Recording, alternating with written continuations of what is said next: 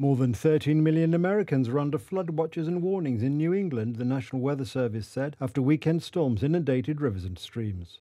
Vermont officials were calling the flooding the worst since Hurricane Irene reached the state as a tropical storm in 2011. Parts of Vermont had already received between 7 and 8 inches of rain, turning streets into raging rivers. Earlier today, while overseas, President Biden approved my request for disaster declaration for all 14 counties.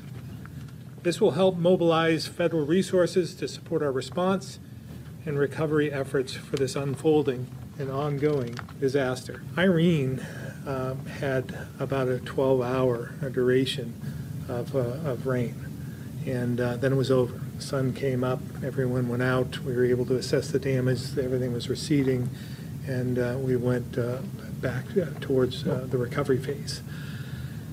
This is different. We've had like 48 hours of steady rain, of that same intense rain that we saw during Irene. So 4 times the amount of rain.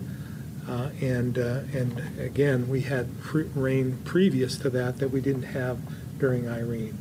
So the ground was already saturated for this storm, and it's been raining ever since. And that's why I'm very concerned about the next few days. We will have the sun coming out this afternoon. People will think this is over, but it's not over, because the rivers could still rise. The water has to go someplace. The reservoirs are filling up. Early on Tuesday morning, the Wrightsville Dam, which forms a reservoir north of Montpelier, had 6 feet of storage capacity remaining, the city's manager said on social media. Several rivers in the region were expected to crest well above their flood stage on Tuesday. In central Vermont's Johnson, the Lamoille River was at 21 feet, some 5 feet above its normal flood stage, the National Weather Service said.